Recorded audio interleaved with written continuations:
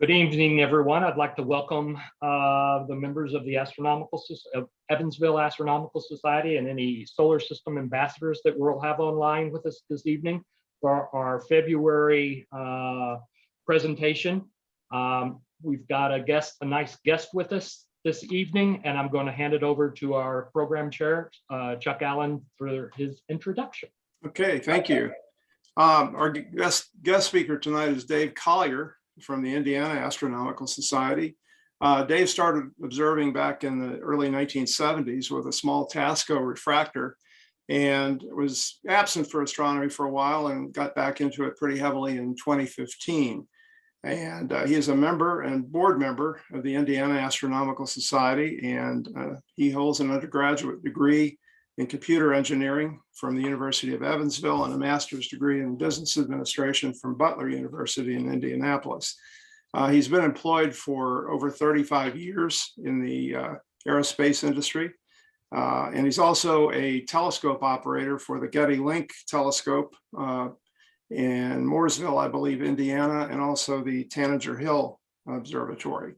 And he's been involved in remote observing since 2018. And he's going to be talking to us tonight about two particular services, subscription services, one of them ITelescope.net and the other Telescope.Live, and show you what's possible with these remote telescopes and talk about which kinds of telescopes are available and what sizes and what the future of these particular services will be in the near term. It's also going to share some images and talk about setting up image collection using the telescopes. Dave, thank you so much for joining us. I kind of ran into Dave giving a talk for the Indiana Astronomical Society recently, and I'm very happy to introduce him here. Dave, take it away. Well, thanks, Chuck. So yeah, I call this pitch remote observing, observe like a pro, because a lot of professional observers never actually look through an eyepiece, and most large scopes nowadays are not even set up to look through the eyepiece. Another large scope is the big refractor up at Yerkes, and that was recently converted over to look through an eyepiece, but then the observatory had to close for COVID. But it should be opening back up here relatively soon, probably this summer sometime. So there's another large scope that you can now look through as well up at Williams Lake, Wisconsin. So we'll get going into my pitch. Why remote observing? Well, we were talking about this, before the meeting started. Poor weather in your location. At least 2/3 of the nights are clouded out. And again, we talked about light pollution and the problems with it. You have to drive a long way to get to a site, work week commitments, and you got to set up and tear down, and ability, you just don't have the ability to get your projects done within a short time frame. And it's expensive to travel to dark sites, especially the dark sites you want to travel to are in the southern hemisphere. So, again, yes, there's no whole other hemisphere out there besides the one that we can see outside of our backyard that's full of wonderful targets. And I've imaged some of those, and I'm going to share them with you. And these services, both services have scopes in both hemispheres, so you can image the whole sky, globally. And also the scopes are spaced around the world such that there's pretty much always at least one observatory in the dark at any given time. So the sun really never sets on the remote observing world. So first one I'm going to talk about is ITelescope.net. This is the one that I've been with the longest. The service is located in Australia out of Siding Spring Observatory. That's where they got their start. So that they have 5 observatories and 22 scopes, presently in operation. The number of scopes and observatories kind of goes up and down a little bit as observatories join the network, and then as scopes are commissioned and put in service for revenue operations. i.e. it helps offset some of the costs that the owners of the scope got to put the scope out there in the observatory in the first place. So a lot of them will make their scopes available at various times during the year so that they can offset some of the cost of having a scope in a remote location. And it's not super cheap to do that. So it's about $300 a month to have a scope out there, and probably it cost you $25,000 to $30,000 all in to get one set up and running and on a network where you can operate it. So for the amount of money you can rent these scopes for, it's a bargain compared to building one yourself. So one of the things that's unique about iTelescope is you can have your charges based on exposure time, not just on scope run time. This is good because this cuts your costs and you don't pay for the overhead of saluting to the target, centering, starting the guider, all the stuff that happens, kind of behind the scenes. You only pay for the time that the shutter's open. But if you're in science images, that can work against you. So paying for the runtime is also available because that comes out to be more economical for somebody who wants to take a lot of short exposures with 15 or 20-minute waits in between each one of them so that they can track like a asteroid or something like that, or see motion across the star field. So that's why that option is there. The other good thing about iTelescope is you control the scope and the camera completely. It's not a group imaging session. The other service I'm going to talk about is more like a group imaging session. But you can also set up runs and they'll schedule them for you. And on some scopes, you can actually schedule the time itself because it doesn't have an automated scheduling system. So all the equipment on all these services is professional. And there are many different scopes and camera options. There's even one-shot cameras available on iTelescope. There's not any on the other service. Another good thing about iTelescope is they have a no quibble refund policy for bad images. Even if the bad image was your fault, they will give you a refund for that and let you use your time to get good images. So there's limited one-shot cameras. There's only a couple of them on the network, and both of those are at the site in New Mexico. And but the majority of scopes have CCD, grayscale cameras on them, and they all have LRGB and narrowband filters available. Some of them have photometry filters on them, and filters for doing star magnitude measurements for AVSSO. So, there are a lot of AVSSO members on iTelescope as well, doing remote work with that. The other good thing about this is you can set up a plan, schedule it to run in the middle of the night or while you're at work or whatever, and it'll run for you and send you an email back saying that it completed or that it didn't run or that it was cloudy or whatever, and you can reschedule. So again, you do not have to set the scope in order to operate it. So you can set it up and go to bed and wake up in the morning and there's your images ready to be processed. And that's a nice thing to have as well. And then they also have pro data sets available, which are collections of images that have been done in the past that you can download and use those to hone your processing skills.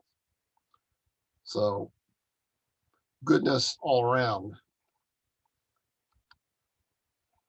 So here's a picture of one of the observatory buildings at Siding Spring, and here's all the scopes inside of it. You guys are seeing this fine, right? Good, great. if anybody's got questions, feel free to, type them into the chat, or since there's so few of us, you can just open your microphone and say something. That'll be fine too.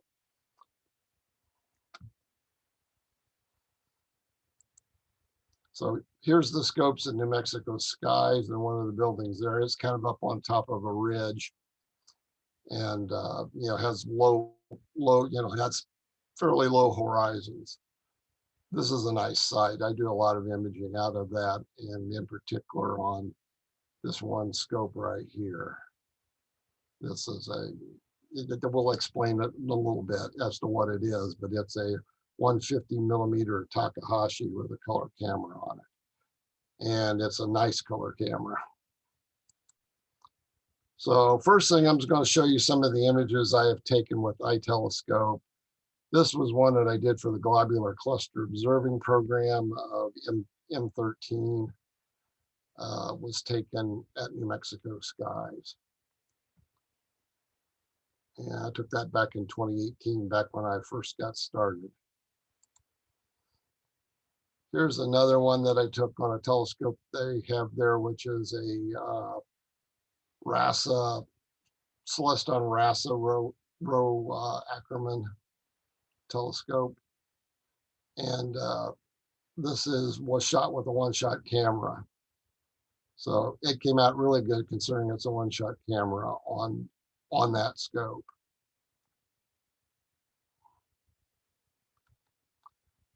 Here's M81, M82 done on T2 again, and that's also on a one-shot scope. And I had to mosaic two images together to get them both in the field for that scope. So that worked out nice as well. So you can do sophisticated things like that as well with this. M27, M8, and this was done in narrow band. And I was playing around with trying to get the rainbow effect here, so that's why it looks a little different than what you normally see. This was a comet that I tracked. And this one was particularly hard to do because I didn't really understand how to get good ephemeris on a comet. I was looking it up in like Stellarium or whatever, and the ephemeris was old. It was in Stellarium, so I was missing it every night for like about 3 nights. So I finally figured out that I could get good ephemeris from the Minor Planet Center, and I copied that and pasted it into my plan. And guess what? I got pictures. So yeah, that was a learning experience.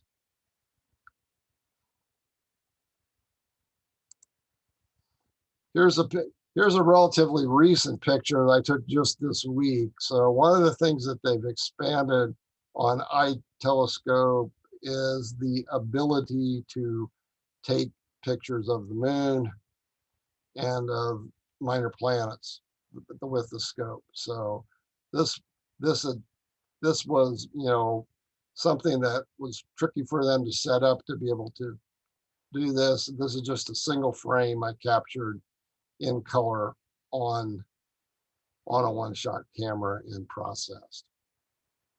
We still had some problems with the stacking of these because the images are being biased right now by purple that's creeped in from somewhere. And according to the techs at the observatory, it wasn't there before their last update of some of their control software that they're using to run this. So it's not even a camera software that's goofing the image up and putting purple across the western side of the image. But they're working on getting that sorted out. I figured out a way to stack it so that I could sort it out, but the colors are all muted once that happens because that's a strong gradient, and it kind of ruins being able to do that mineral moon effect with this sort of thing. So right now, there's some new features that just came online. There are multiple tiers of scopes, including free scopes, and I'll point out which ones are free. their rates are lower than they have been in the past on it. So it gets a better deal. It was a good deal before. It's an even better deal now, is what I would say. And for 10 days between first quarter and through full moon and into third quarter, you get free use of all the scopes anytime the moon illumination is 75% or better. They give you a free use of the scopes. So there's limited lunar and, you know, what I would call planetary imaging. You know, none of these scopes are bar load or anything like that. So you're not going to shoot pictures of Jupiter or Venus or anything or Mars with it. But everything else is in game. There are several asteroid hunters and people like that. Been several discoveries of new asteroids on the scopes on the system, et cetera, that get announced. So, and there's been several APODs that have been taken using the scopes on the system that have been published, and members of the group of one APODs for their image processing. Quite a good group of observers on it as well. And there's an active chat where you can exchange ideas and things and get help on making your images better. So Dave? Yes. So we've got a question come in from Mike Borman. He asked, do they have a page that gives you some idea of the field of view available with each scope and camera combination so that you can choose the best combination for the particular object you want to image? Yes, and I'm going to show you that. Great, thank you.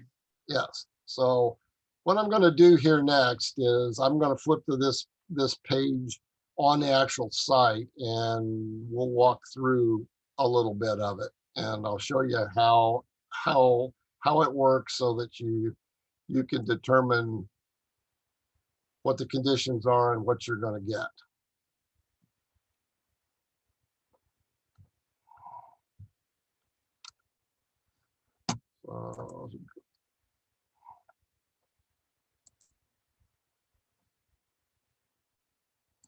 So is the page up? Yes. Yes. Okay.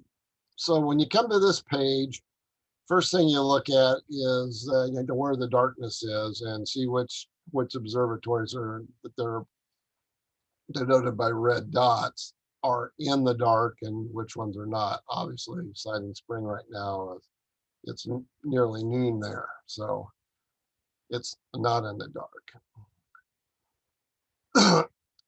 The other way to know which ones are in the dark is when you come to this page, they will pop up as being open if the observatory is not operational for some reason. Dave, may I interrupt? Yes. What difference does that make? I thought that you basically scheduled it for either some level of moon or no moon, and it would just automatically set a calendar for when it was dark at the site. That's the other service that does that. Oh, okay. Okay. So if you were going to do live observing, you would look at this. You can also just click on a scope at a closed observatory and schedule a session for when it is dark and write a script, and I'll show you how to write a script also. So one of the scopes that I talk about is this scope here in New Mexico skies called T2. That's that 150 millimeter Takahashi. So we'll click on that one, and it's going to load up because it already knows my username and password. And when you get to the scope, it comes up here. So if you want to get info on the scope, click here and it brings up a page, shows you the telescope, gives you an idea of what the image scale is on it. This has a QHY 268C one-shot camera on it, which is a very good one-shot camera, very, very low noise. So it's 150 millimeter and it's all 1105 focal length at f6.3, and it's on a Paramount GTS mount. So that's that scope. So let's go back to this page here, and let's say we're going to do an image. So we're going to image a deep sky object. So what we're going to image is M42. So you would type the image in here.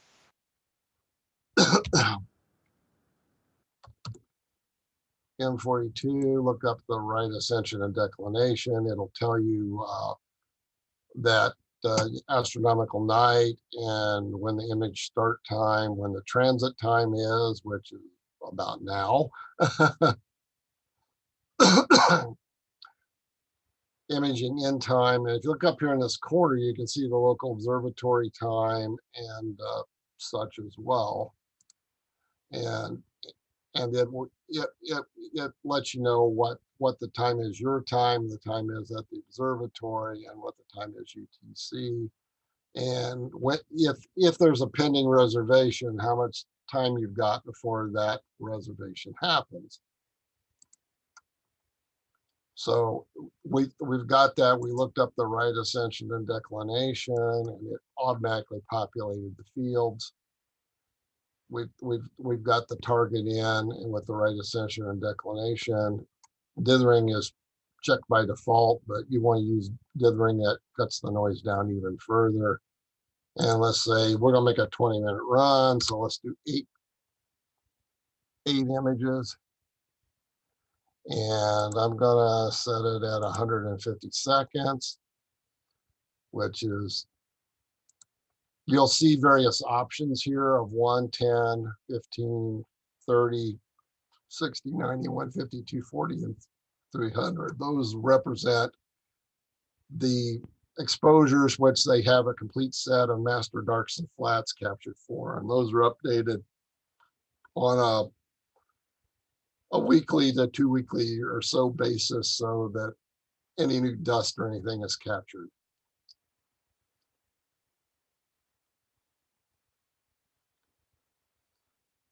So we've got eight set up, and we talked about framing.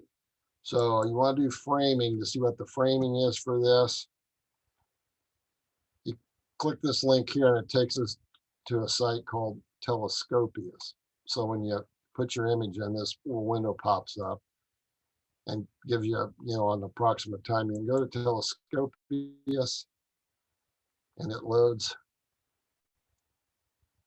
It's all linked together. And if you come down here, it's set up for T2. And this is at New Mexico sky. So here's M42, pretty nicely framed inside the image. A little bit clipped here. If you really want to play with it, you can scoot it around like this and adjust your coordinates. But that requires you to save a script and then go in and edit it and then put these coordinates in place of what was originally there. So if you look at your center coordinates, you could write that down and type them in, or there's a way to get the coordinates for it as well.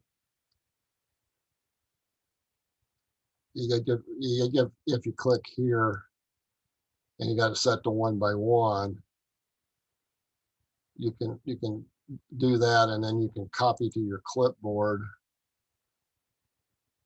the coordinates. And if I bring up this window here, I can paste it in, and there's the coordinates. And if you put those in to the script, then it'll go to that exact position.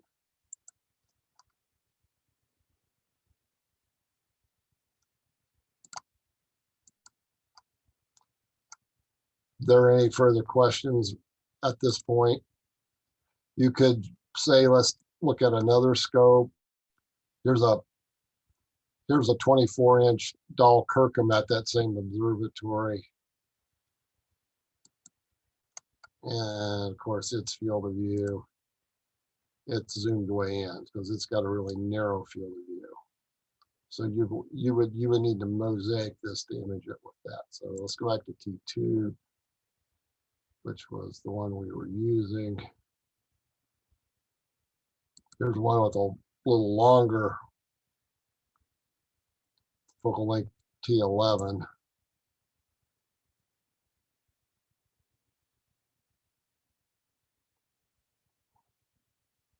Here's T2. There we are, back to T2. So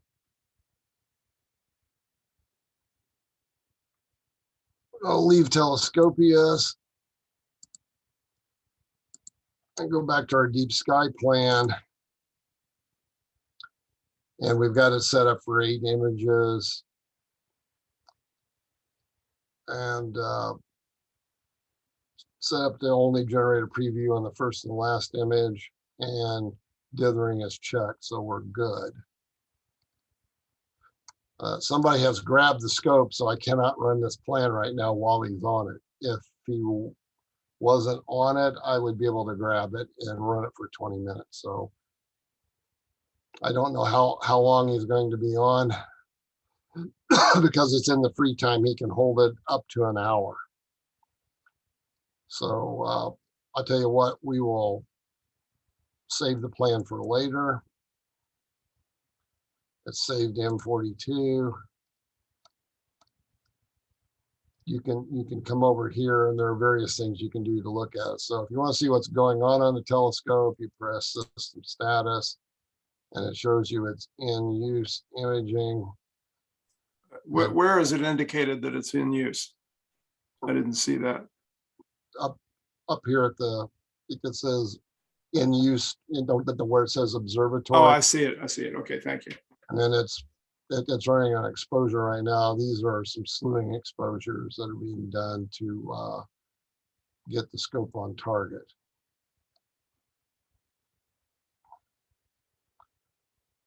So, this is the system status page. There's also a live control page where you can see at the console. This was the last image that was taken on the scope. Other than, an image for slewing. And then you can see the script running here as well. So in a few weeks, this page is going to become live and you can do everything right from this page. And while you're holding a scope, take images with it by clicking the manual buttons here. So you can slew it and get it on a target and center it up or whatever you want to do and take a picture. So that's a new feature to have complete live control like that, just like you were setting at it in your own observatory. Dave, on your My Images folder, do you automatically get the dark and flat thrown in for whatever exposure you've made your run at? Or Yeah, do the you images are yes, the images are sent as a calibrated image and then also as a raw image, and you can go out on the server where all the images are stored when you download them. And if you want to go get the darks and flats for that particular camera, telescope, and exposure, you can get them from the library. But they also provide you with a calibrated image right off the bat. So those are subtracted for you as a courtesy right off the bat. So you don't really need to do that in your software. You're working with good images right from the get-go.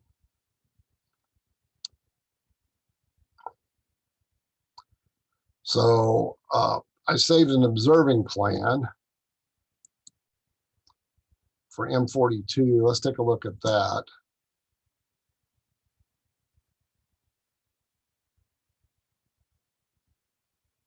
There's my M42. We'll view it.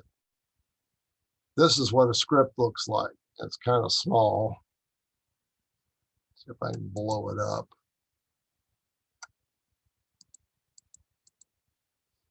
There it is at 100%. So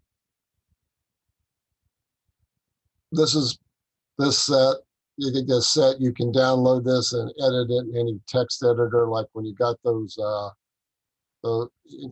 this can be in decimal degrees or decimal hours, minutes, or in hours, minutes, and seconds, or whatever. It gets pretty open format.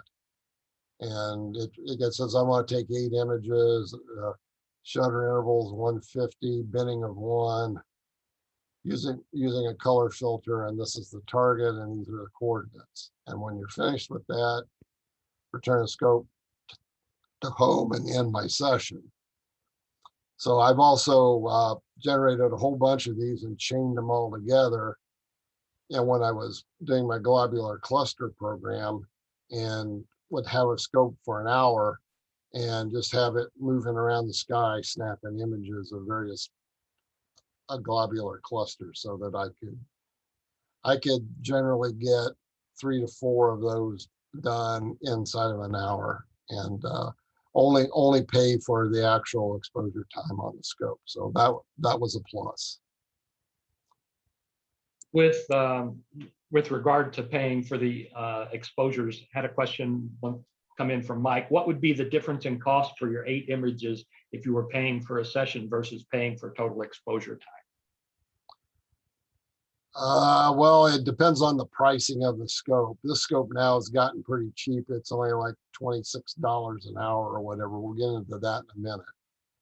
So, but you're only paying at the scope rate of $26 an hour for what your exposure time would be inside that time frame, and you're allowed to hold up to whatever your quota is based on what plan it is. Now I'm on the 90 plan, and on the 90 plan I get 10 hours of reservation time across all scopes. And I think as long as I've got quota available, I can hold a scope even if I don't shoot an image, and I don't have to pay for it right now. But I only pay for what I actually use. But I try to be nice, and if I've got a scope, I'm doing something with it. I don't just grab a scope in camp, and most people don't. That would be considered abusive. So I will show you the rates here in a little bit. All the interfaces on all the scopes are pretty much the same. So I showed you deep skies. You can do comets and near Earth. Here's just playing in guide. If you want to look at these, you can image a comet, and you can put it in here and click this, and it'll go out now to the Minor Planet Center and grab the ephemeris for you. So it's gotten really easy, and it kind of remembers the settings you've used before, and you can come in and tweak those if you would like. But generally speaking, exposure is a little bit better unless you're doing science images. And then the thing with science images is there's a minimum. If you make an exposure, there's a minimum charge of 15 minutes, even if you do a 1-second exposure, because of all the time it takes to set up and run the scope. So what guys wouldn't like is that they would take 3 1-second exposures and get charged for 45 minutes under the old system. Under the new system, if they set it up and can shoot within 30 minutes or something like that of scope time, then it's cheaper for them to pay for scope time than it is for them to pay for the exposures at the minimum charge. So there is that sort of thing. So one other feature they've got is this thing called one-click images. Here's some of them here, things that are out in the night sky.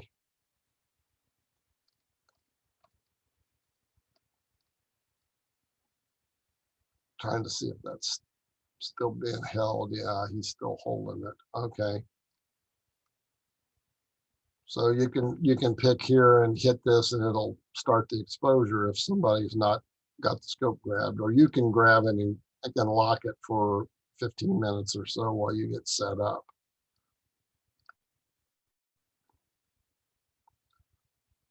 But here's all the, the easy targets that are out that are not so close to the moon, because when it's close to the moon, it'll be red and it'll say too close to the moon, and you can't shoot it right now.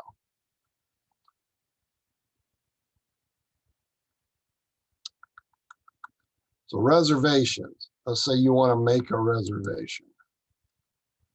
Bring up the reservation calendar and you go out here and pick a slot, and I'm going to pick one like right there at 10 p.m.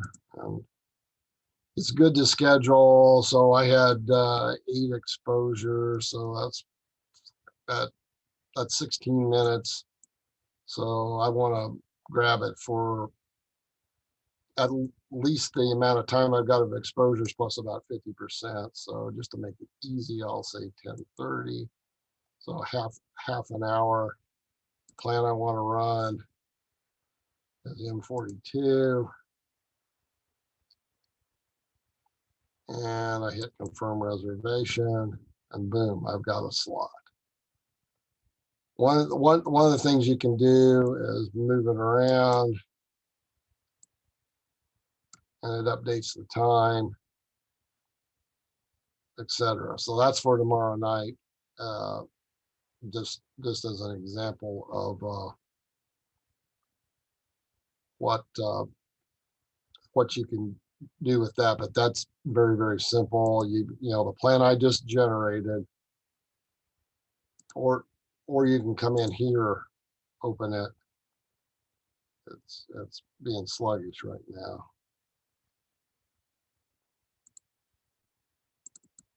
There it is. There, we got it. You can come in here and drag these times around if you want inside of this dialog box as well.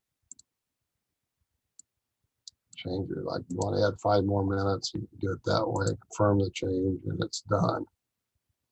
So any questions about reservations? So you've got it quoted depending on what your plan is of reservations, and you can have up to that many hours of reservations pending at any one time. So that kind of shows that setup there. Let's go back to the main page. And here you've got, this will take you direct to any of the telescopes on the network by clicking on one of these. They'll take you to the scope control.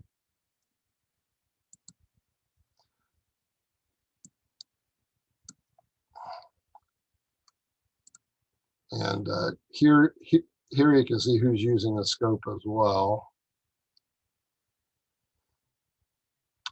And let's say you come on and you want to know how many reservations you've got. One of the ways to do this is click on this thing called My Reservation Summary.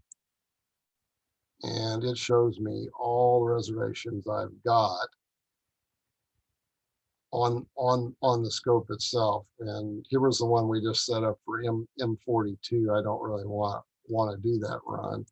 So I'll just click this and it's gone. And if you look here, it shows how many reservations I've got, and I've used 6 hours of my quota, which I know to be 10 hours.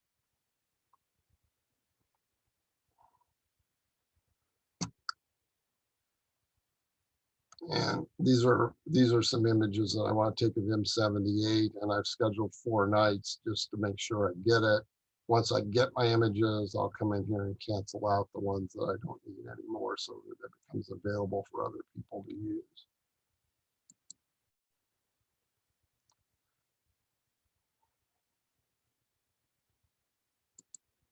So we're back on the main page again. So telescopes.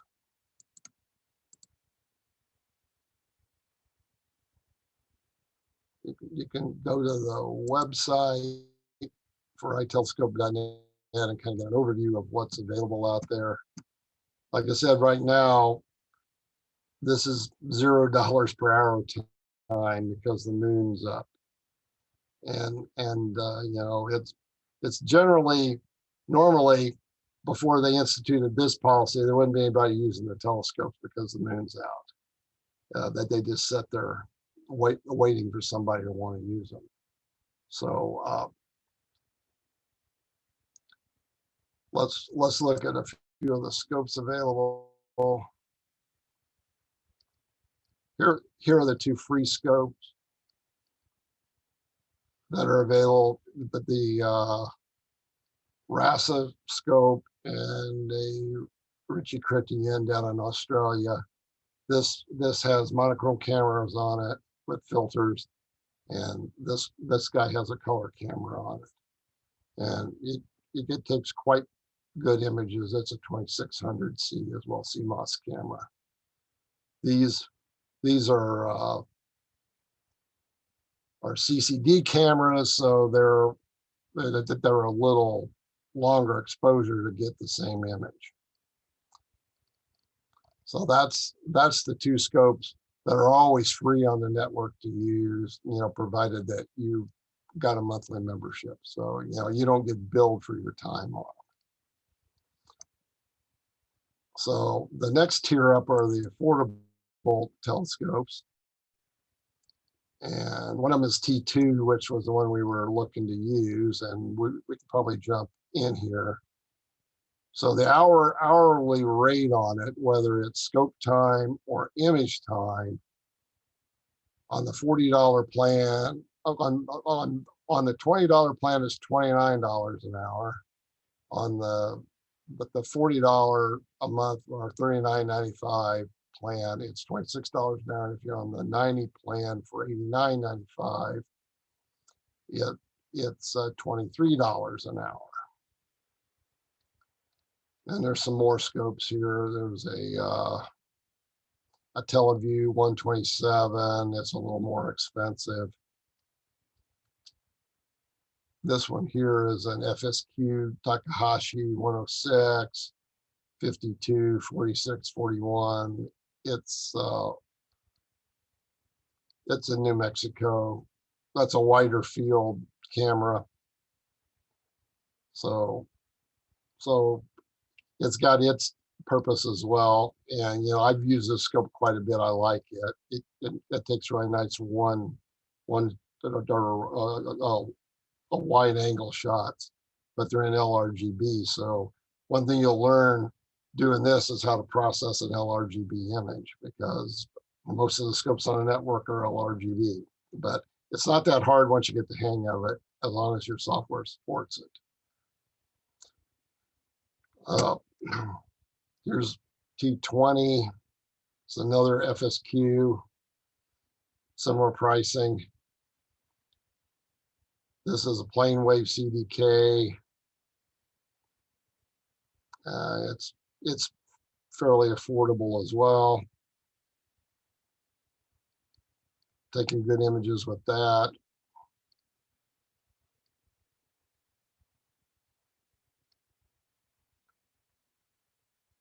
There's a smaller CDK. I've taken good images with this one. It's available for not too much money.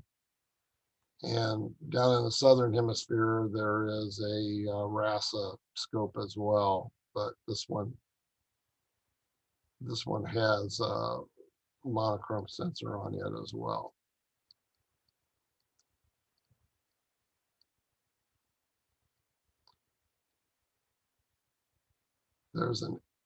That's a Tarantula Nebula that's in the Large Magellanic Cloud that the astronomer in charge took, and he's showing that as an example. So that kind of shows you that. And then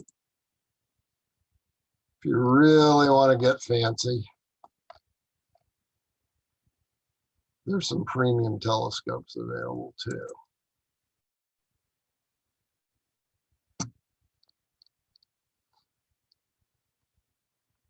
So these are the more science-oriented scopes. This one's a 20-inch CDK, and this one's a 24-inch CDK with Finger Lakes CCD cameras on them. Depending on which plan you're on, these would be your rates. Again, I've got a link, I've got links in my presentation. If you download that from the link I gave you, then you can get to all of this stuff and see it. So if you're interested in exploring, that's fine.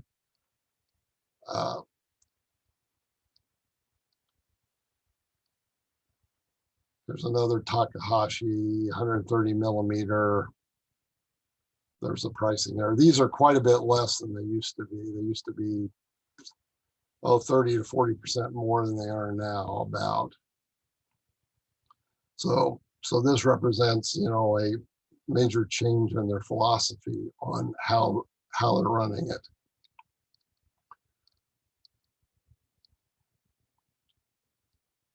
A couple more plane waves. There's a 20-inch, a couple of different 20-inch plane waves, and they're priced the same.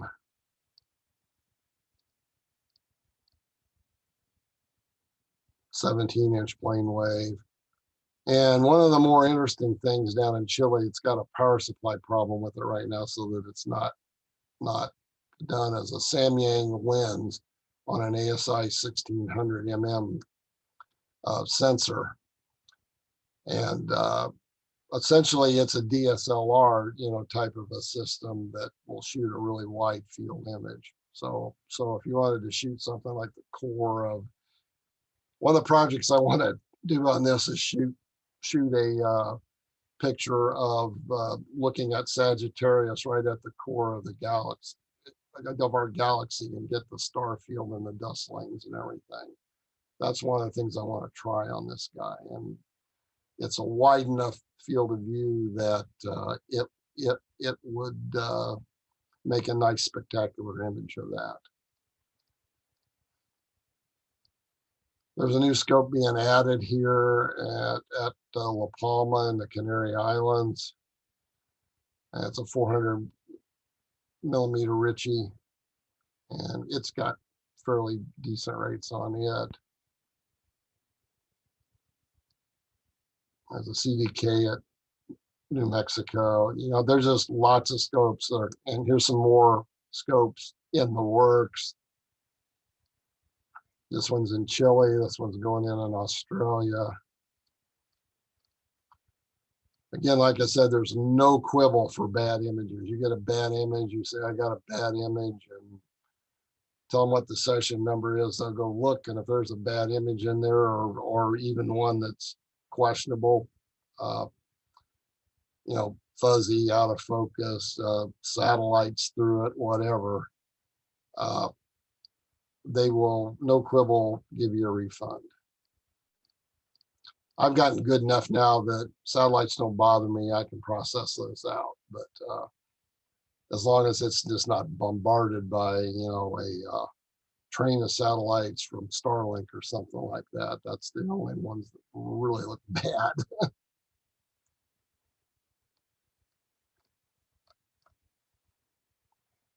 So, that's kind of an overview of the scopes that are available. Like I said, there's new scopes coming and old scopes going, off and on throughout the year. The turnover is not real great. And there's always at least 20 something scopes available. So finding a slot is not an issue. So let's see, he's still on T2. So I was hoping to jump on there and take an image, and we might do that when we come back. So any other questions or anything else you'd like to see while we're on this site? So anybody that has a question, go ahead and open your, unmute your mic and ask a question. We don't have any typed into the chat right now. There safety guards in place? Like, does it prevent you from doing dumb stuff? I guess is my question. Absolutely. It permits you, it does not allow you to do dumb stuff. There's limits. So essentially it goes from 20 degrees of the horizon on either side equatorially. So nothing below 20 degrees is allowed. So it will stop before it gets there. There are no other obstructions or roll-on, roll-off observatory domes that they're in.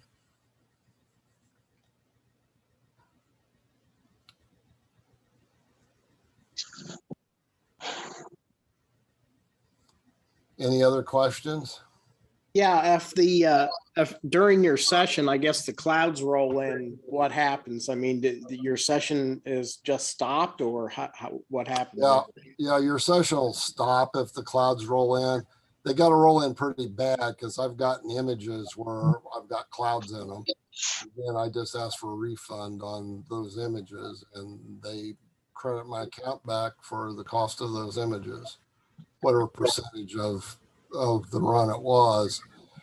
And then I'll go in and modify my plan to make them up the next night, and then hopefully it'll run the next night or the night after that and get it made up. So again, no quibbles. There are clouds in your image. Your images are clouded. They're not in good focus, etc. You can get a refund and you don't lose your points. Thanks. Yep.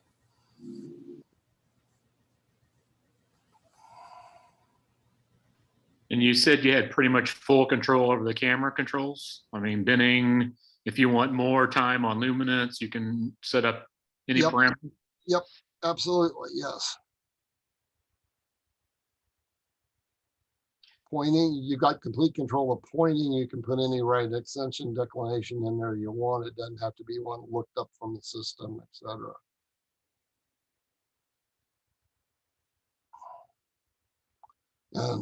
And it goes to that exact location because it always plate solves and makes sure that it gets pointed where you told it to point.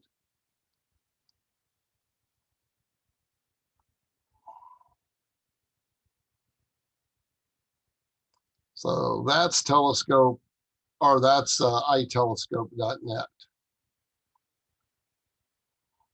So I'll go back to my presentation for a few more slides, and then we'll go over to Telescope.Live.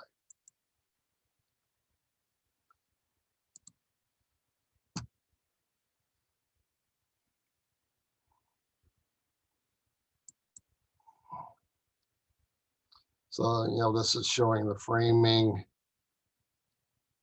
the scheduler, making an image. You can image the moon. It gets a similar setup. You don't really have a whole lot of control over it other than the number of frames that you take on the moon.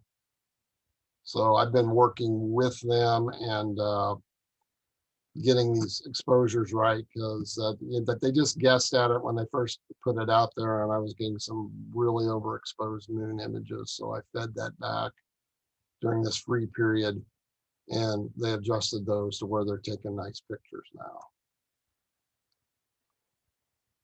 There was the live control screen that's not operational yet, but there's a webinar to do training on how this works coming up in a couple weeks.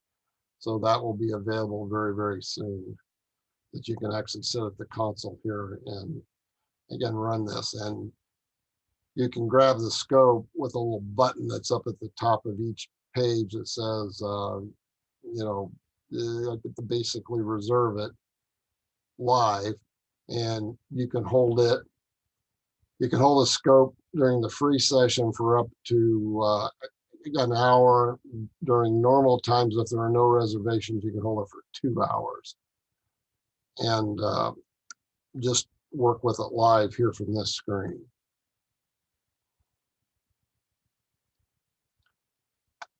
Image retrieval.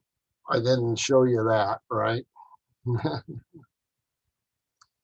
So let's show you how you get your images. There's a couple ways to get them, actually.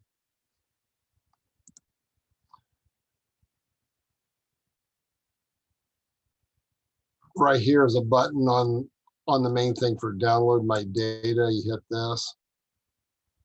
It logs you into a web server page. Here's all the different telescopes out in the system that it gets got. And let's say we were using T2. Click on that.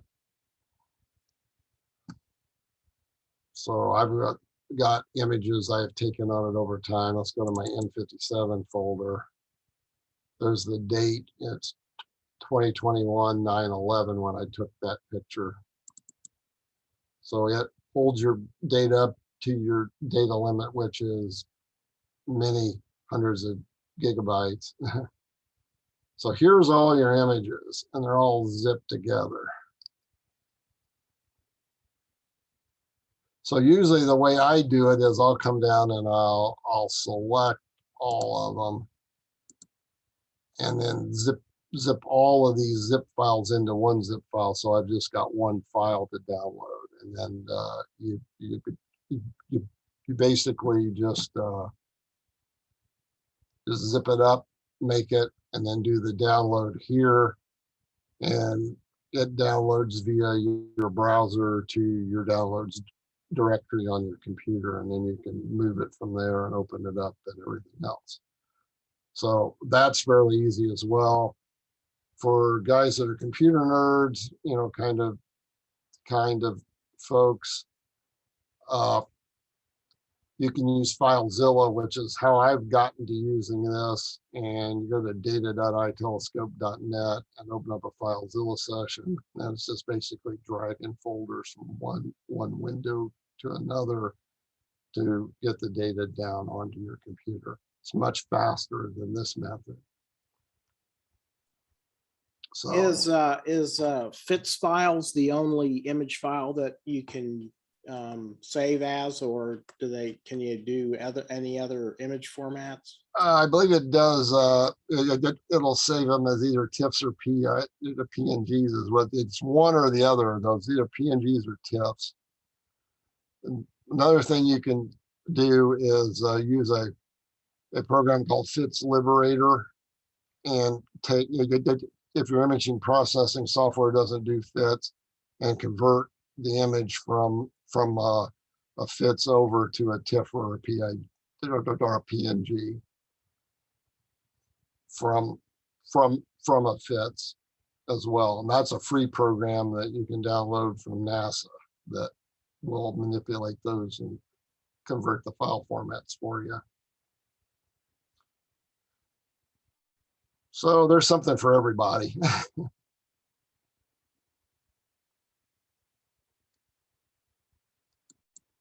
That's how you retrieve your data on this service.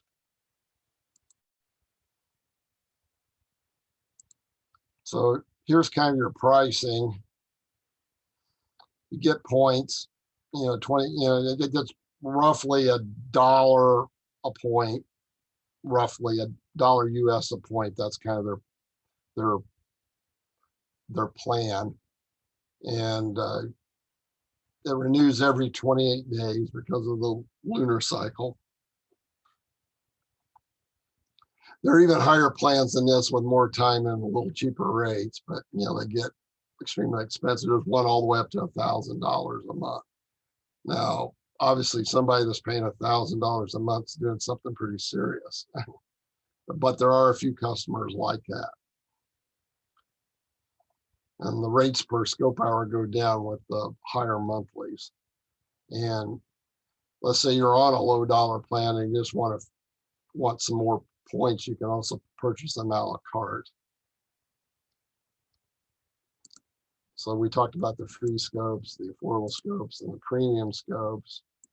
Future plans, they're adding more scopes to Chile, building another observatory building at Siding Spring, They're going to expand their premium imaging sets. And oh, one of the other good things is there are image processing webinars, using AstroPixel processor as kind of the starting system for this. Highly recommend AstroPixel processor. Is a much better stacking engine than a Deep Sky stacker. And for my post-processing, I typically use a program called Star Tools. I don't have the free time available to, struggle with learning PixInsight at this point in my life. So how I would suggest you get started, start with a demonstration membership. You got a limited amount of time. It used to be view only, but it's not view only anymore. You can actually image on the free telescopes. And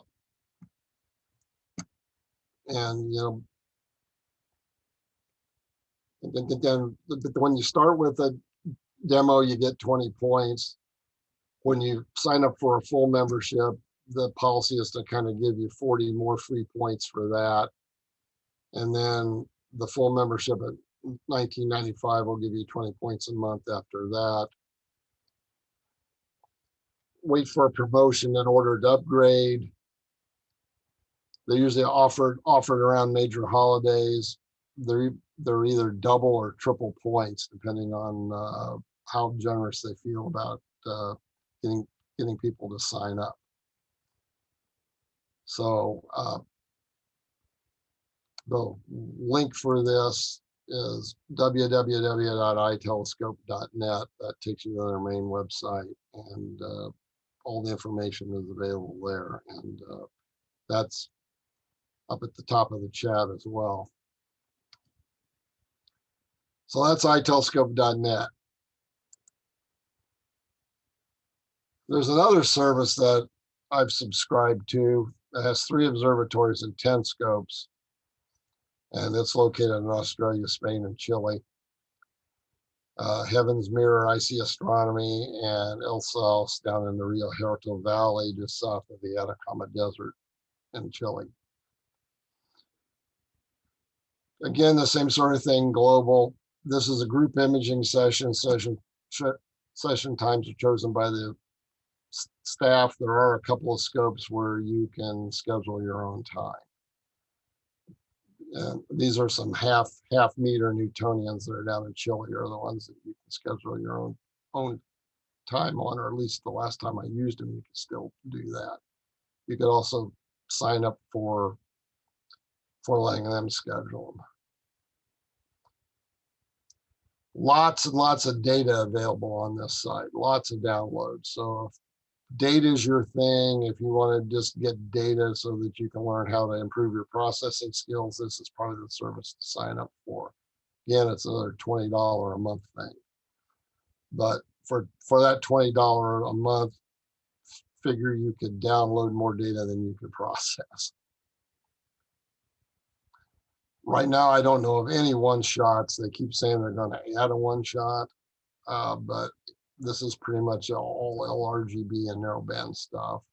They have a very active Facebook group and monthly imaging contests with prizes, and the prizes are always free scope time minutes. And you can spend those minutes either for scope time or for downloading images. Here's some of the stuff I've taken with this service. This is the Herschel's Jewel Box in the Southern Hemisphere. Very spectacular open cluster. Here's a Thor's helmet that I did with this service. That came out really, really nice. That was on one of the half meter Newtonians down in Chile. The weather is fantastic there. That scope is almost available every night because it just never rains there, and it's almost never cloudy. There's another one done on the half meter that looks like it maybe come off a Hubble, but that was one I did and was on that scope down in Chile. So the the sky is just perfect there. So you can get images like this very, very easily. Again, this was done with, I believe, 5-minute exposures on each frame. And this is not a large number of frames. It's only like 5 or 6 per channel. There's another one I did. This is called the Statue of Liberty Nebula. Again, the same scope down there in Chile. I really like that scope. You can see why I really like that scope. It gets really nice images. And then here was on one of the wide field scopes in Spain. This is around Sadar. This is all the nebulosity around it. Notice you can see the Crescent Nebula over here in the corner. That was me experimenting with wider fields than what I normally shoot. But it came out very nice. This got published in our newsletter back at our astronomy club. So let's go over to the site and I'll walk you through that real quick. Anybody have any questions before I do that? We had one typed in the chat. Just could you repeat what your stacker and processing, image processing programs that you use? Okay, well, I've been using for stacker, I've been using something called AstroPixel Processor. It's relatively inexpensive. It's not free like Deep Sky Stacker, but that said, it's relatively inexpensive. It does a superior job, in my opinion, of registering and stacking images. And I get tighter stars and I don't get smeared out reds and greens. Like that, I highly recommend it if you use it for nothing but stacking. But you can also do some finishing in it as well. And there are numerous tutorials for it out online, and support is readily available as well. So that's an easy to use program. Another one that I find very easy to use, and it's relatively inexpensive as well, like not very much, is Star Tools. And that program gets better and better with every release. Everything you saw there was done in Deep Sky Stacker and finished in Star Tools. So I'm producing stuff that's as good as anybody else is producing without the cost and without near the effort.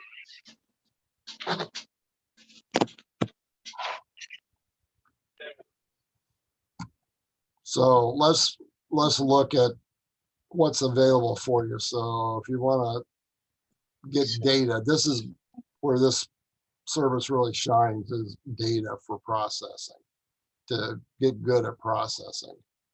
So you can look at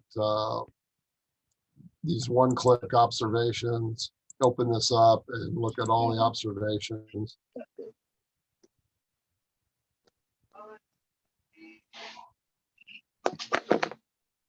You can see stuff from a few hours ago,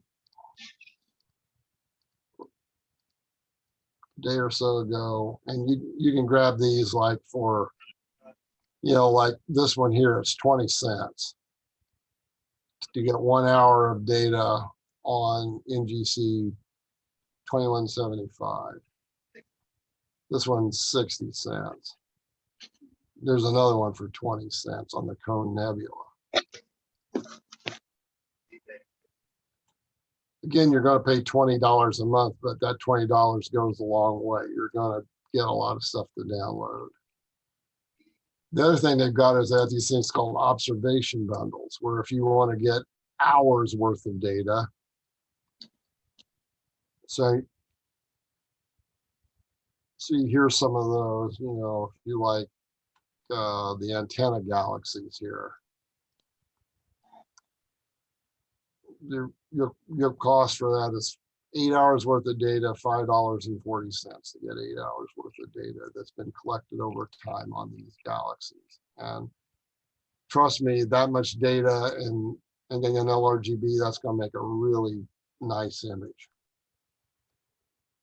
Here's the one on the Horsehead Nebula LRGB for 6 hours and 40 minutes for 360. Stuff on the Carina Nebula. Nice close-ups of that. California Nebula. 18 hours and 50 minutes worth of data for $11.60.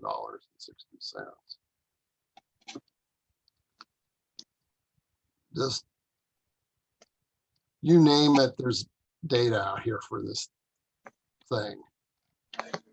That, like I said right there, it's worth the $20 just for the data.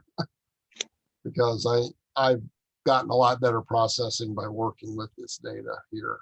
And you know, you can see what they've got on tap in the future coming up. If you sign up for it early, like these are going here like this evening when it's got a date like that, you know, it's right now kind of a thing. These are happening. So they're getting the Eskimo Nebula, IC 405, Small Magellanic Cloud. So they're always adding to their data sets. Here's the Owl Nebula. It's going to get an hour on it. Again, 60 cents to get that. Plus Route 5. So cluster. So this is what's on tap for this evening for the one-click observations. So you can also do what's called an advanced request. And the advanced request is like over on the other service where you set up a image, and I'll show you how that works. It's very, very similar. ¿Qué? ¿Nervio, class? Sí, pensé que era para arreglar lo de que no se ha arreglado lo de la ambulancia. O sea, ya a un año casi.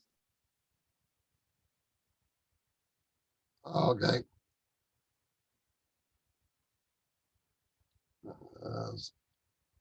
Yeah, somebody had an open mic. Okay, we'll move on.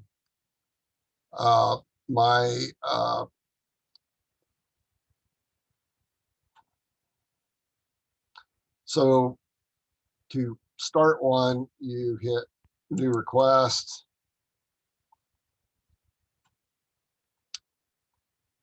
And you say, if you want to stars, galaxies, or nebulae, you pick the type of targets.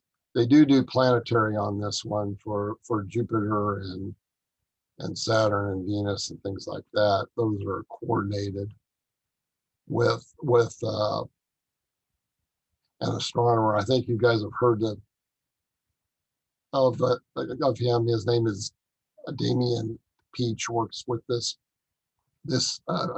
a group here, and he coordinates gathering of the planetary data on the large scopes. So you can sign up for a session with him, and he'll work with you to teach you how to process that and the tools that you need to do his quality of images with this data. So let's say we're gonna look for a star or galaxy, and we're gonna do M42 just because we did that before. So you type in M42, and you get the coordinates. Now, one of the things this doesn't do is it doesn't have an automated framing setup like the other one does out on Telescopius, but you can look up the data on this scope and write down the field of view and go into Telescopius and define that.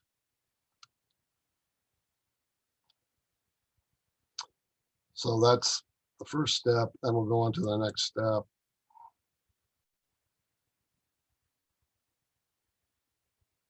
You got to pick a telescope that you want do it on, and it'll let you know about when they'll guarantee it be done.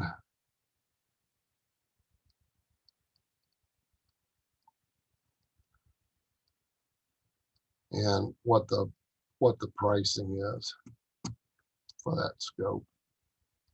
Again, like I said, this is a shared image situation. So if you want one of the 1/2 meter scopes, you can grab that.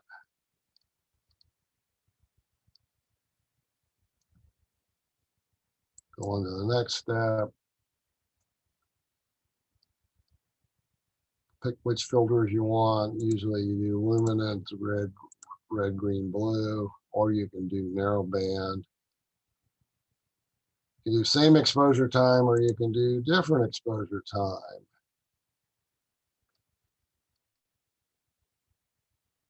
So first one would be the luminance. Let's say you wanted to do 300 seconds of luminance. And you wanted to do 180 seconds.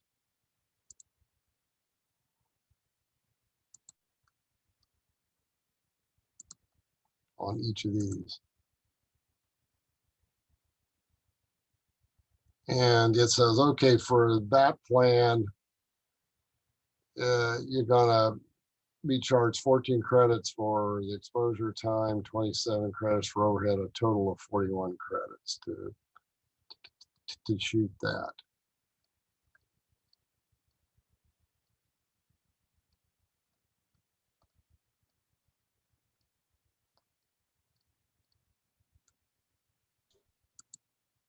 Dave, we had a question in chat right now. To do a photometry, do you go into advanced mode? Yeah, you need to go into an advanced mode to do photometry. The only place I know you can do photometry is over on ITelescope, and there's a whole setup for that. I don't even know how to do photometry, to be honest with you, but it does support that. And you can defocus the star a little bit, and then it gets interfaced right into AVSSO, where it'll send it over and do the photometry for you. So that's the way to do that. So, and then you say, well, how many subs do I want of each? So you can say 4. Now the cost has went up to 157 credits for a custom session. So again, get custom sessions on stuff you can't get otherwise. That's on this one. It gets quite a bit more expensive, but this is really high-end gear. Show advanced settings. And this is where you control the binning. On that particular scope, it only supports one-to-one binning. You can turn dithering on. That'll add a little more overhead. So that's where that is. But again, this is strictly imaging on this site, not any photometry. Over on ITelescope, photometry is available on certain telescopes.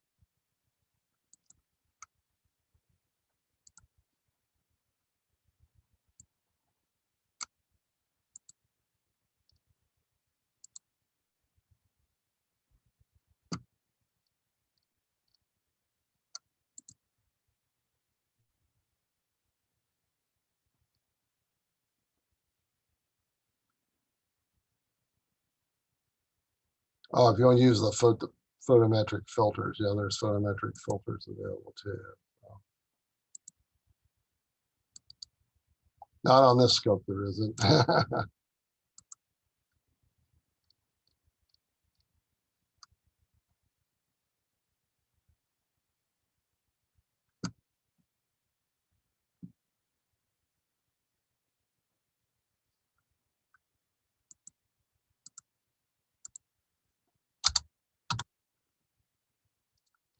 I got to give it enough time.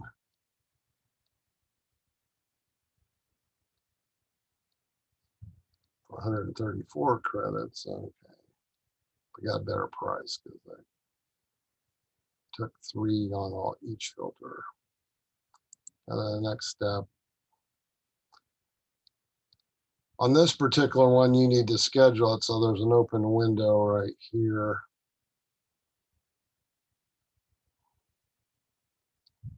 I forget how you do this.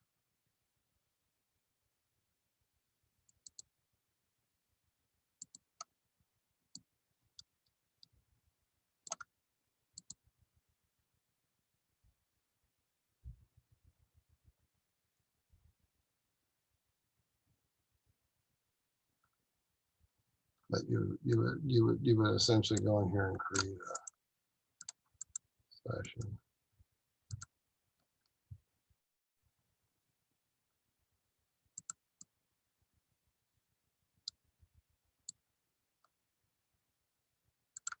Know if that did it or not. No, I didn't do it. Forget how to get this to work.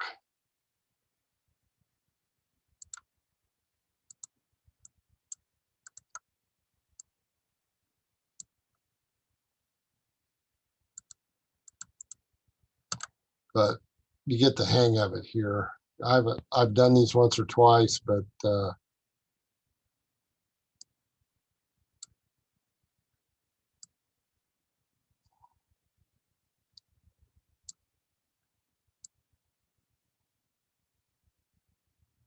oh, it's not at night. That's the reason.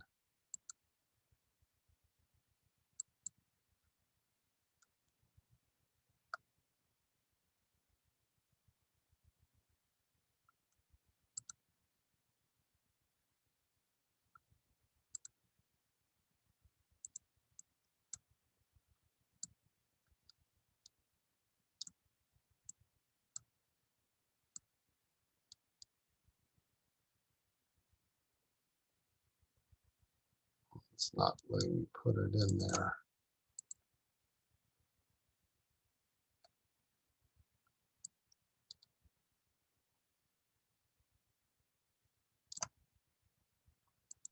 Let me see what it says.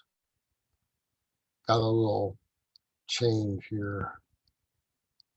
Yeah, there's a video here that would show you how to schedule that.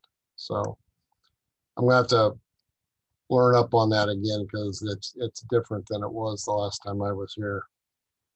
So that's one of the things. This stuff is it gets in flux some, and you've got to roll with the punches.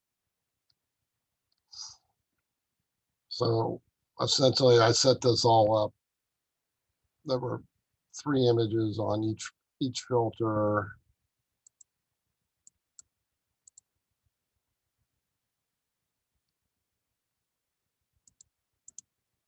But don't seem to be able to.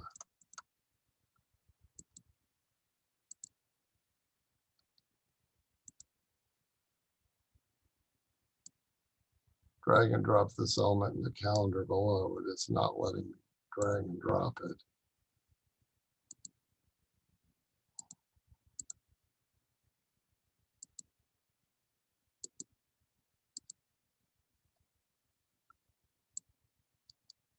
Yep, it's locked out for whatever reason. That's what's happening. All right. Sorry about that, but that's the way you do it. And then you go to the next step, and that would schedule it live and would show up on your requests. So under my requests, here's some I've done in the past. I drafted some, didn't run them. Here's one where I got images on the Statue of Liberty and expended 123 credits for that.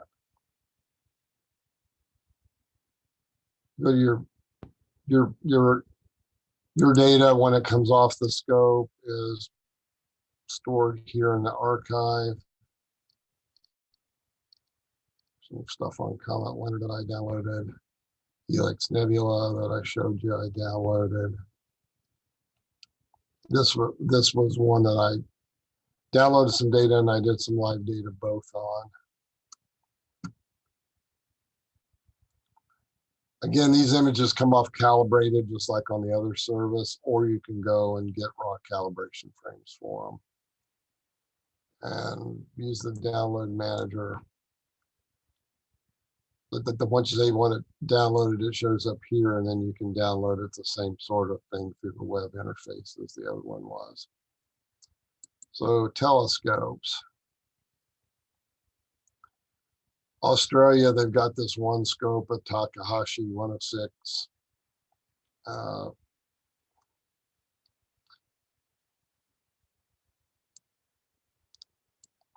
Has a field of view of 324 minutes by 324 minutes. So that's a big field of view. Here's in Spain. There are two scopes there again. There's three scopes. Takashi 106, an RC 70 centimeter, and another Takahashi, and another 106. So nice scopes there to use as well. The big guns are here at El Saus in Chile. Got a CDK 24, an ASA 500N. So let's look at the CDK 24 just so you can see what it looks like. This is the telescope, and it's down in the desert in Chile.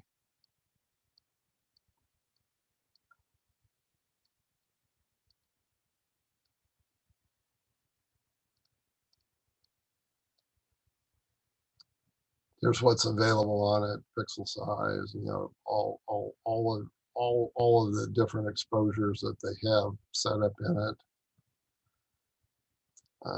These take quite nice images. I've been happy with. There's a couple of example images you can pull off of here when you go to the website. You can look at this. This is all available, even if you're not a member, to look at some of this stuff.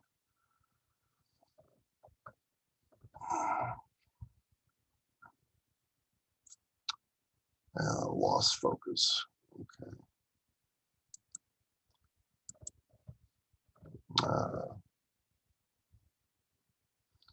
There are two of these scopes, number 2 and number 4 are exactly the same.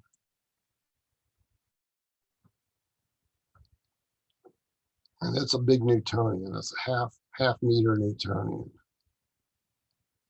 And that's what I got that rosette and that Statue of Liberty Nebula on, was this telescope. That's a 65 by 65 arc minute field of view.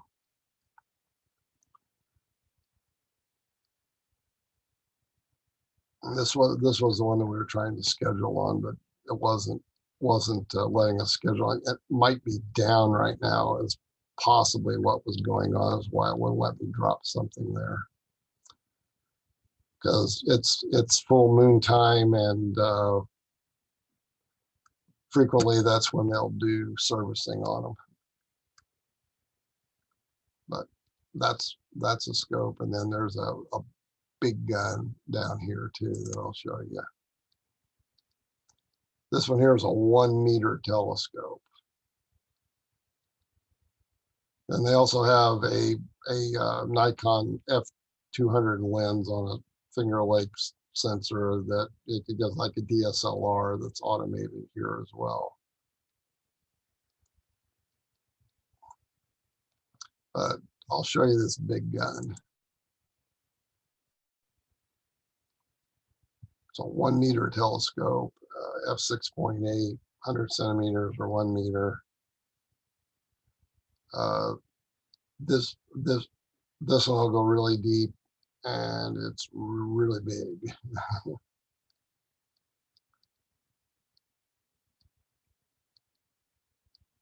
There's some special constraints about using this scope, and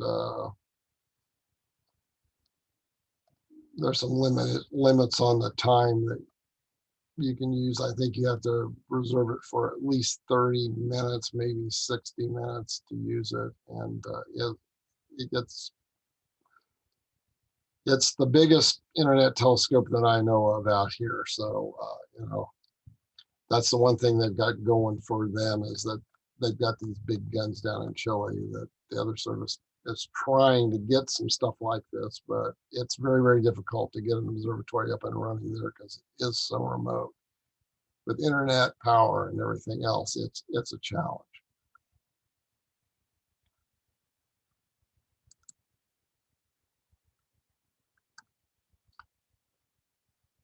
So that's a telescope network. So I'm going to go show you the gallery of what some of the members on this service have done. So here's some of the images that have been posted. This was Rho Ophiuchus. There's a California nebula.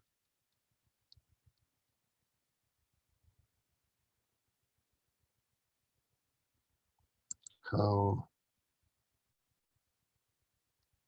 See, that's really nice.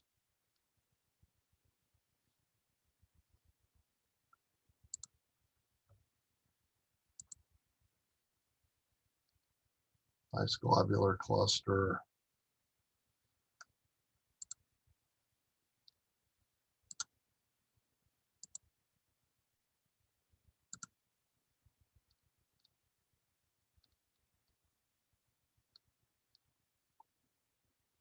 This guy does quite a bit of good stuff.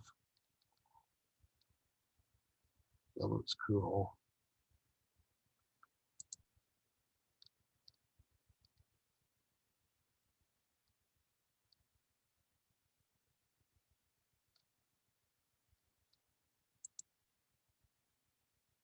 Owl Nebula.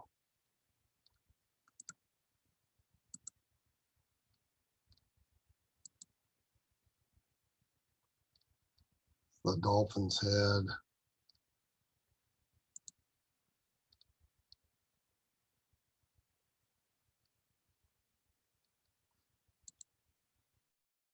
It's just tons and tons of really nice stuff out here.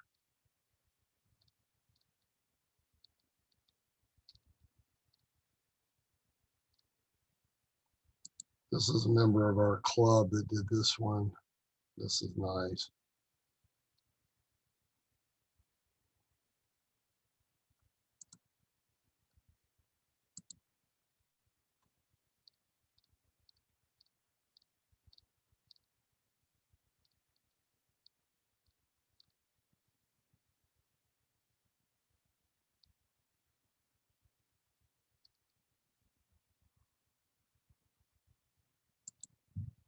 Theo triplet.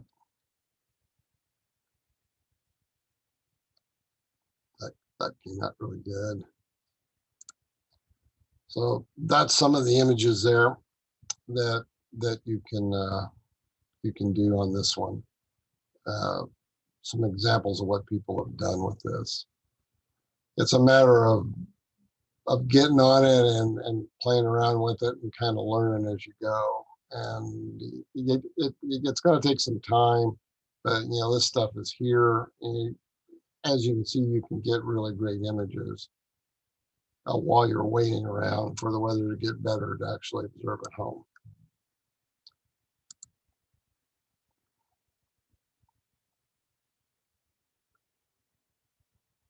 There's all kinds of tutorials on their academy that you can use, and just topics on space and things like that, so that you can learn about various items. So back to my presentation.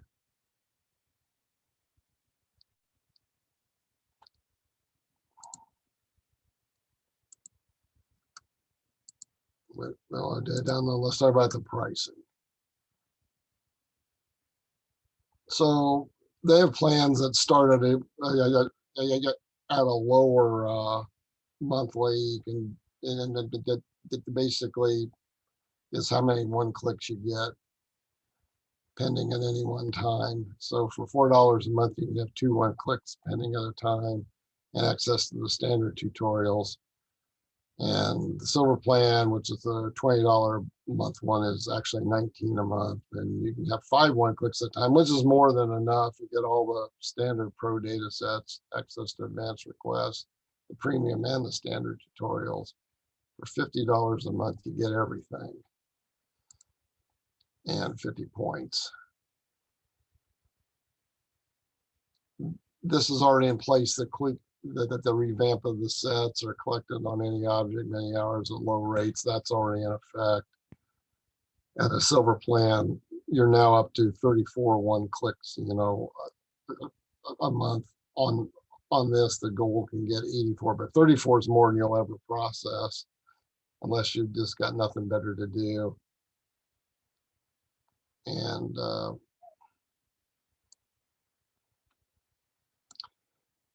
so an example is you can get 12 hours and 30 minutes of total integration time on the Bubble Nebula with Spain one for only 6.3 credits. So that's unbelievable. Like I said, you'll produce a really pretty image with that. So that's a good thing to get some experience on. So getting started, you get a 1-week free trial on the silver plan, and if you sign up, all features are active. You don't need to give them a credit card. You can access the blog and the Academy without any subscription. You can also browse the gallery without any monthly plan. You can unsubscribe at any time. Your subscription stays active till the end of the billing cycle. And here's the link. So, we used a lot of time. I've been on here for a little over 2 hours now. So, any more questions from anybody?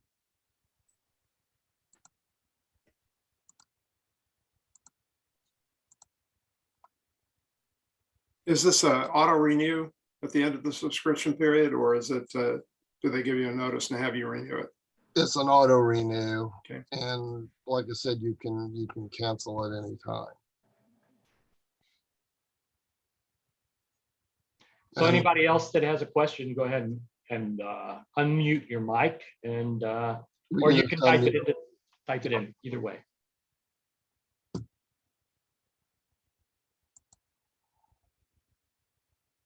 Do they have any plans for education plans for astronomy classes?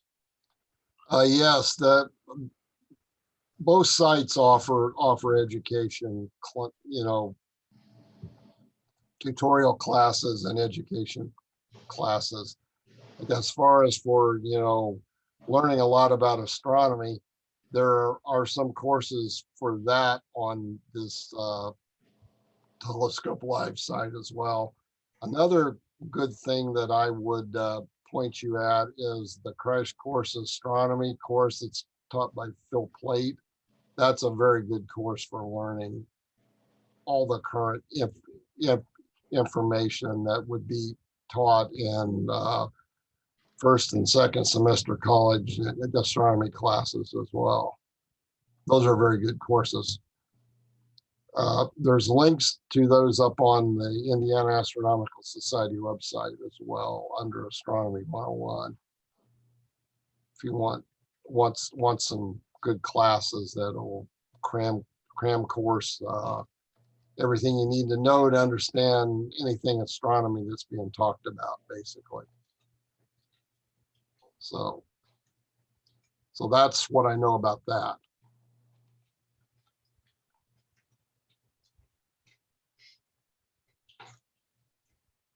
Did that answer your question?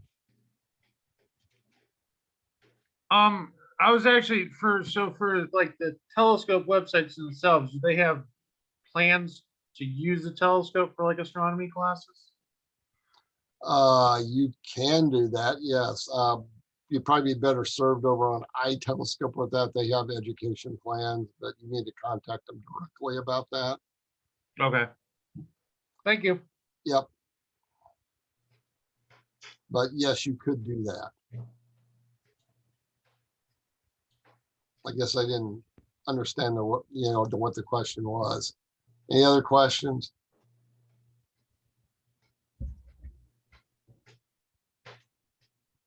Well, Dave, that was fascinating. Yeah, it was Very intriguing. it was No, a little I- longer than I hoped for, but Well, yeah, but that's the more information that you passed along to people interested in it. It's an intriguing idea. With incredible equipment. believe it or not, this is incredibly complicated stuff to get going. I'm surprised that they're able to keep it all screwed together and running as well as they have. Well, I know it's difficult. I have a friend, John Kielkoff, who maintains 4 remote telescopes for the University of Louisville. Well, actually, I think it's 3, one in Louisville, one in Arizona, and one in Australia. And I know they're in a constant pitched battle to deal with equipment maintenance and electronic problems and so forth. So it must be difficult. Yep, just the 2 we operate up in Mooresville give us enough fits. So Yeah. Where is Tanager Hill? Is that part of the Getty Link system, or is it yeah, separate? it's in there's a building out back that's a roll on, roll off. It used to be called the Asteroid Building. It was where the Cook refractor was that they used for imaging for the asteroid program. That scope and lens went back to Cincinnati Observatory because it actually belonged to them. And I think they, once they got it back, I think they sold it on. But that was what was back there. And then we put a new modern mount, a new pier and everything in that building. And then we put a 14-inch Schmidt-Cassegrain in there on an astrophysics mount. And that's our second scope now that we've got running, and it's completely computerized. Where the Getty Link scope is, you got to know how to use setting circles and what hour angles are and things like that to find anything with it. But it's not that hard once you learn it.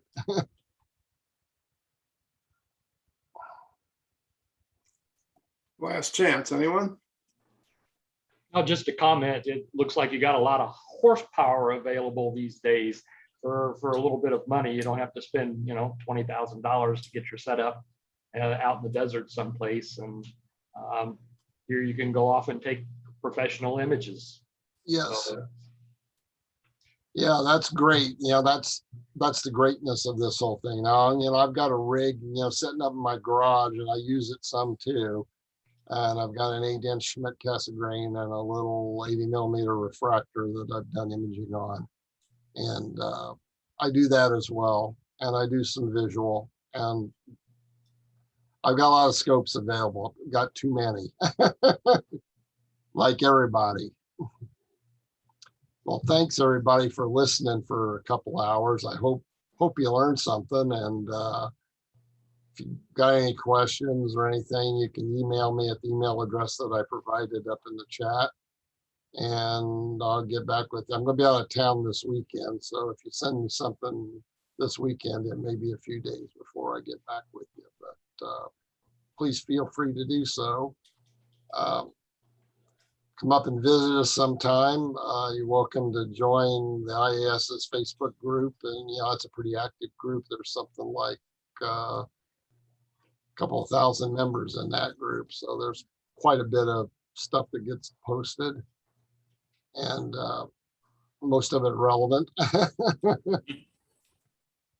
But that's it kind of goes with the territory on Facebook. So thanks everybody for listening, and I was happy to do this. So good luck and clear skies.